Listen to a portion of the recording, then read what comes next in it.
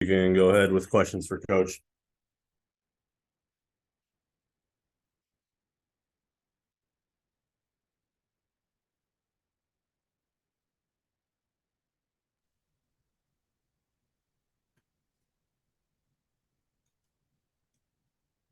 Anybody? Yeah. We good? Yeah, there you go. Yep. Hey TJ, how's it going? Good. How are you? I'm all right. I just guess start with how's Gabe doing? Good. He we were off practice yesterday.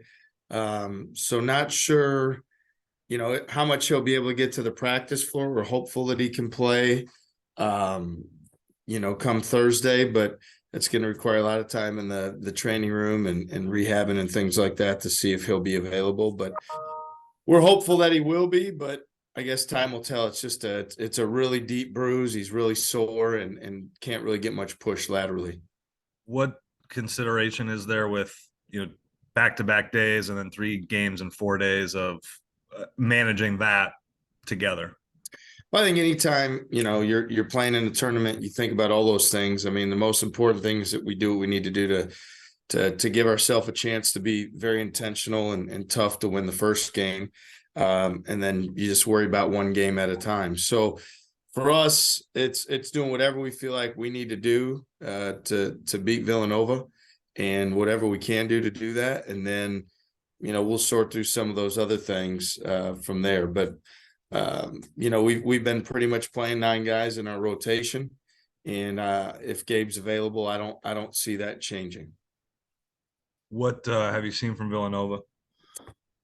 Certainly, they're a very well-schooled, team on both ends of the floor. I mean, everybody talks about their offense, but defensively, they've got such great versatility, ability to switch, different angles and ways they play the ball. But a lot of teams in our league switch 1 through 5 on contact. They've shown to do that quite a bit as well. They've got bigger, taller, stronger guards and versatile front line players to be able to do that very effectively. So something that, we see more coming in league play. So good to play against. And then, offensively, they do a terrific job, moving the basketball. They're play off 2 feet. They get in the paint. They post mismatches a lot and really try to bury you under the goal. So, we're going to need to find ways to be the aggressor on both sides. And that's something that they look to do as well. When you have a schedule that breaks like your guys' have with the 3 home games before this, do you ever feel like, okay, we're ready to jump into the deep end, or is it kind of, well, you never know till you're out there and it's a tip off? Yeah, no, I think it's time. I mean, it's the next necessary step for our guys. I think we've done the job we need to do with the 3 games at Hilton up to this point.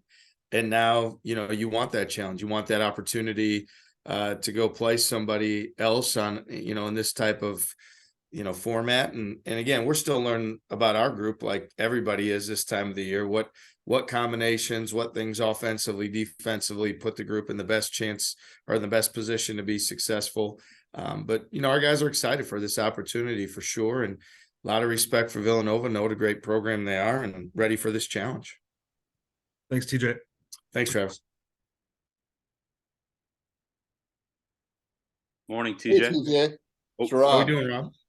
Doing great. How are you? I wonder, I got in like 1 minute late, so I apologize if you talked about Gabe, if there's a Gabe update, but you mentioned heavy legs. Obviously, you guys work really hard in practice. Are the guys playing with full hearts in addition to those heavy legs? I just wonder how they're feeling just from a mental and physical standpoint heading into this thing. Yeah, well, we were off practice yesterday. So, back at it here today. I know with our guys, I mean, we don't work as hard as we do starting in June and build those habits and then not find a way to count on them when we need to. So I've got all the confidence in the world that mentally and physically we're going to be prepared to play on Thursday and be ready for that challenge. Specifically with Gabe, we did talk about it at the start, but we're hopeful that he'll be able to play. He hasn't practiced yet. Don't know if he will.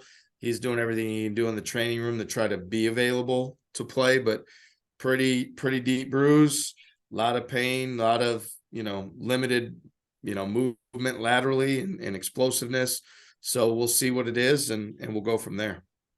And is there, I mean, you mentioned heavier load, obviously, for some guys because of his 6 minutes. Is there I don't want to say a silver lining, but did you see some things from some guys in terms of what they were able to do, some little things they were able to do in the game against Milwaukee that they can build off of if in fact Gabe has to, ease himself into it a little bit more?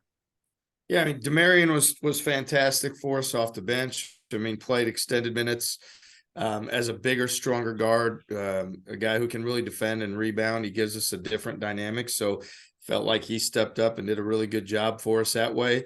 Taman was really effective running our club and just, breaking the pressure and things along those lines. So his minutes were also elevated quite a bit. So whatever, the variables are, how we practice every day and how we build our program, we're prepared for anything that comes at us. And as valuable as Gabe is, because he's a very impactful player in terms of winning games for us on both sides of the ball. We'll be prepared either way if he's not able to go. Awesome. Thanks, Travis. Thanks, Travis. Thanks.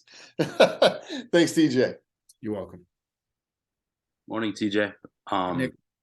I see that Hassan is among the conference leaders in rebounding rate, especially kind of for the amount of minutes he's been playing. What does that kind of say about his skills and energy level, and where can you see that ceiling even grow as he, potentially gets more minutes down the line? Yeah, Hassan's been really impactful when he's come into the game. He's made plays for us on the glass. He's got deflections, things that we really value defensively. He's been terrific doing those things. So we'll continue to look at him, as we move forward as somebody that can be a playmaker for us. And whether we play him at the 4 or the 5, he's done well in both positions. But he knows that when he comes in, we're looking for him to block shots, get deflections, be a versatile defender that he is, be a guy that's a great cutter all over the offensive glass. And he's shown that he can do that. So he's a guy that we could, continue looking at expanding the job that we have for him because he's doing such a great job at what we've asked of him to this point. Thank you. Thanks.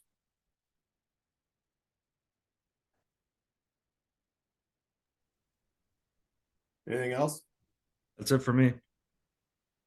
Cool. Thanks, guys. Thank you. Thanks, TJ. Take See you your time, guys. TJ. Thanks. Appreciate it.